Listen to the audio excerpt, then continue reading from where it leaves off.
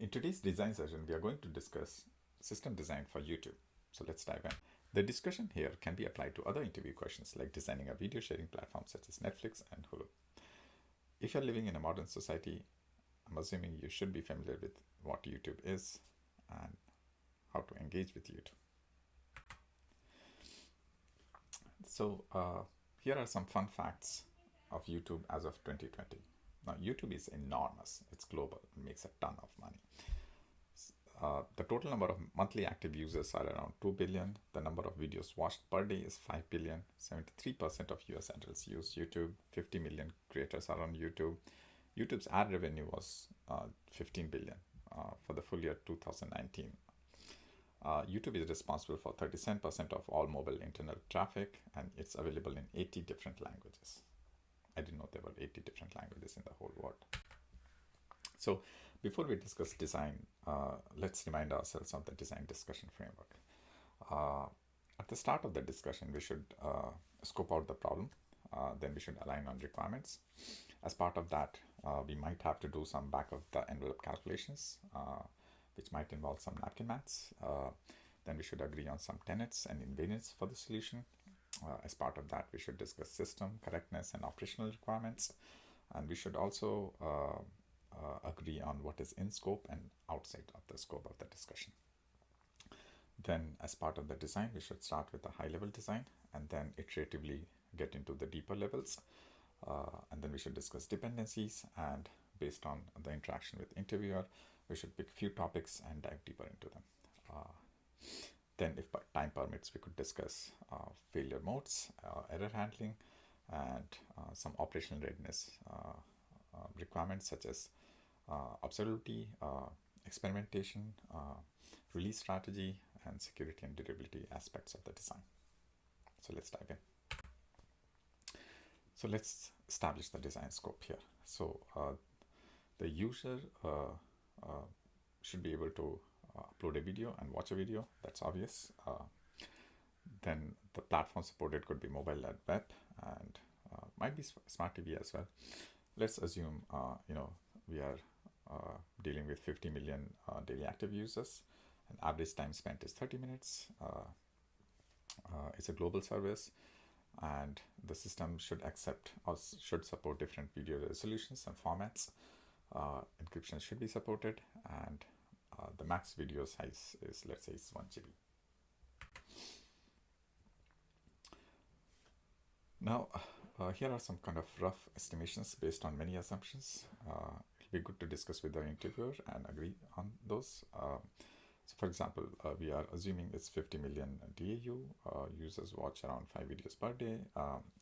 It's predominantly read traffic rather than write traffic, and the read to write ratio we could assume as like 80:20, 80:2. The average video size is 300 MB, and total daily storage space needed would be around 1.5 petabyte. And of course, there's CDN, and there's a CDN cost as well. So this leads to users should be able to upload video fast. The video streaming should be smooth. Users should have ability to change video quality.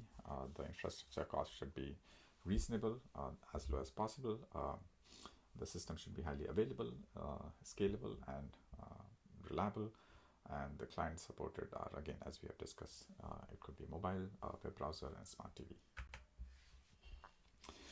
So jumping into the high-level design, as a client, you can watch YouTube on your computer, mobile phone, or smart TV. Now, CDNs. Now, videos are stored in CDNs. When you press play, a video is streamed from the CDN. CDN stands for Content Delivery Network. Then API servers. Everything else except video streaming goes through the API servers. This includes feed recommendations, generating video upload URL, updating metadata, DB, cache, and user sign-up, etc. So this is a very simplified flow presented in the diagram. So you have a set of clients. They can stream video, and for everything else, they connect with API servers. So we can isolate two high-level workflows: video uploading workflow and video streaming workflow. All right. So as part of the high-level design, So the user watches YouTube on devices such as computer, mobile phone, or smart TV. Then there are load balancers, which is very typical for any web service. Load balancer, which evenly distributes requests through API servers. API servers, all user requests goes through the API servers except video streaming. Metadata DB, it's responsible for metadata, which is stored in metadata database. It is sharded and replicated to meet performance and high availability requirements. Metadata cache, for better performance, video metadata and user objects are cached. Original storage, a blob storage system is used to store original videos. And then there are transcoding servers. Video transcoding is also called video encoding. It is process of converting a video format to other formats, which might be supported on different platforms, and which provides the best video streams possible for different devices and bandwidth capabilities. Now, the transcoded storage, it's a blob storage that stores transcoded video files. CDNs, where videos are cached. When you click play, the video is streamed from the CDN. There's a completion queue. It is a message queue that stores information about video transcoding completion events. Completion handler. This consists of a list of workers that pull event data and completion queue and update metadata cache and database. Let's look at the video upload workflow. So the videos are uploaded to the original storage. Transcoding servers fetch videos from the original storage and start transcoding.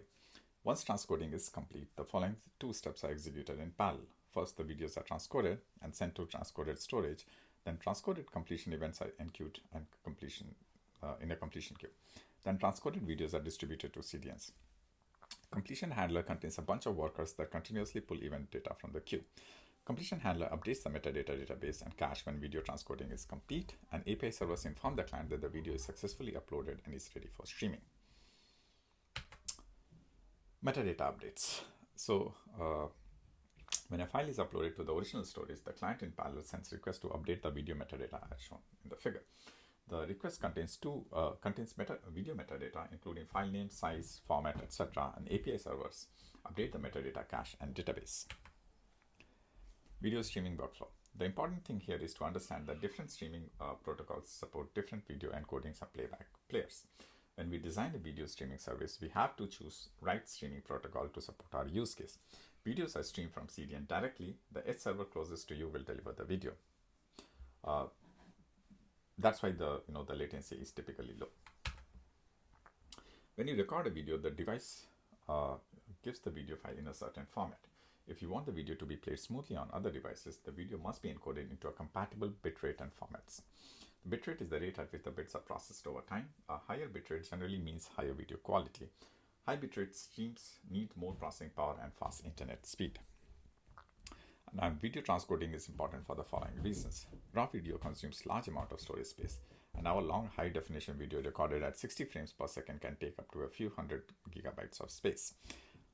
Many devices and browsers only support certain types of video formats. Thus, it is important to encode a video to different formats for compatibility reasons.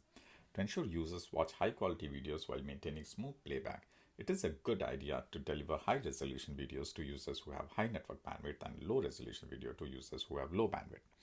Network conditions can change, especially on mobile devices.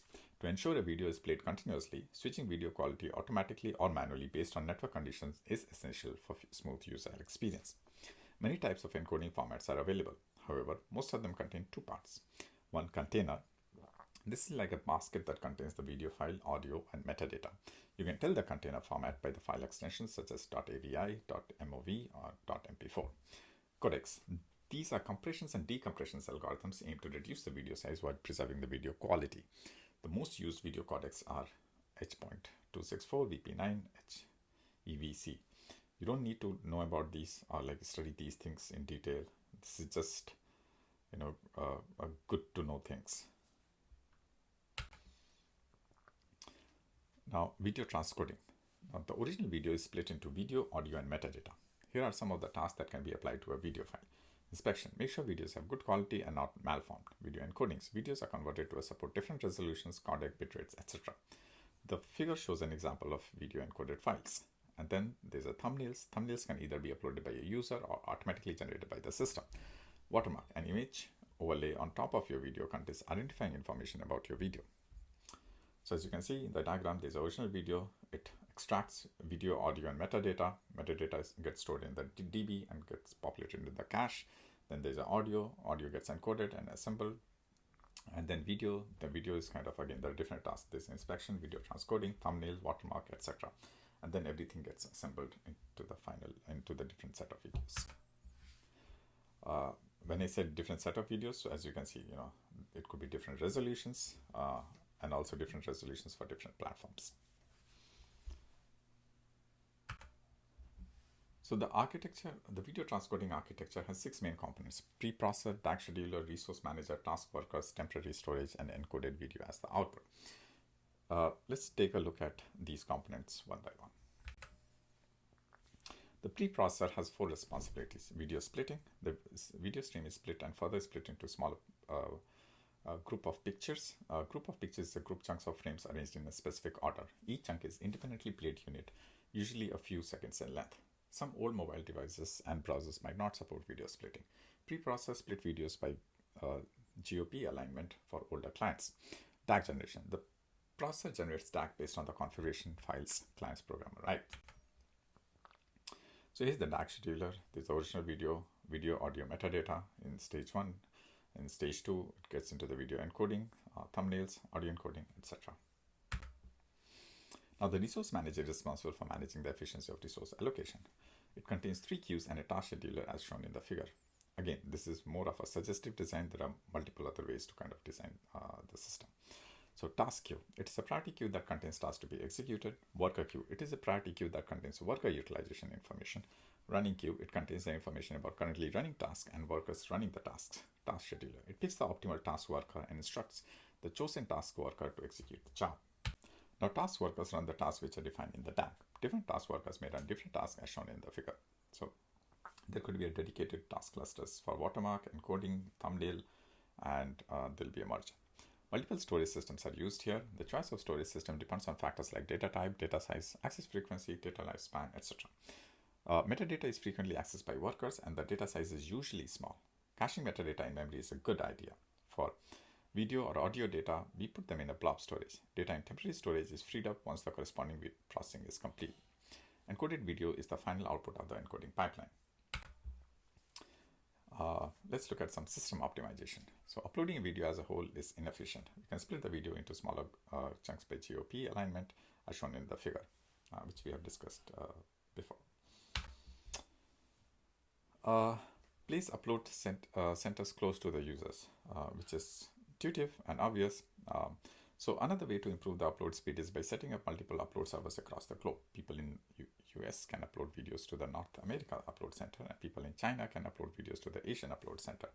To achieve these, they use CDNs as upload centers. Parallelism everywhere. Achieving low latency requires serious efforts. Another optimization is to build loosely coupled systems and enable high parallelism. Our designs needs some modification to achieve high parallelism. So we could zoom in into the workflow of how a video is transferred from original storage to CDN.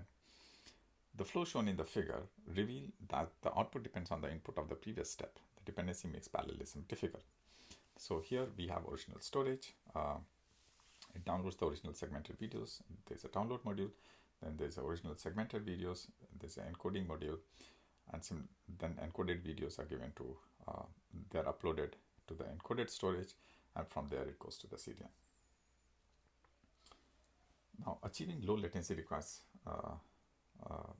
as we said, serious efforts. So another optimization is to build a loosely coupled system and enable high parallelism, and there are multiple ways to do that. So here are some final thoughts. If the time permits, then there are, we could discuss a few more additional points. For example, scaling the API tier. Because API servers are stateless, it is easy to scale API tier horizontally. Scaling the database. There could be a discussion about database replication and sharding. Live streaming. It refers to the process of how a video is recorded and broadcasted in real time. Although the system is not designed specifically for live streaming and non-live streaming have some similarities. Both require uploading, encoding, and streaming. The notable differences are live streaming has a higher latency requirement. Live streaming has a lower requirement for parallelism because small chunks of data are already processed in real time. Live streaming requires different sets of error handling. Error handling that takes too much time is not acceptable, which is obvious, but not important in practice generally. Then video takedowns. Videos that violate copyrights and other illegal acts should be removed. Here are some cool references. I would highly encourage for you to go through at least a couple of them. In particular, the YouTube scalability talk by early YouTube employees is a pretty good one. What else? Yeah, the Netflix on AWS is a good one as well. And YouTube by numbers is an interesting one. That's all I got. Hope this was useful. Have a good day ahead. Like, subscribe, and comment for more such designs.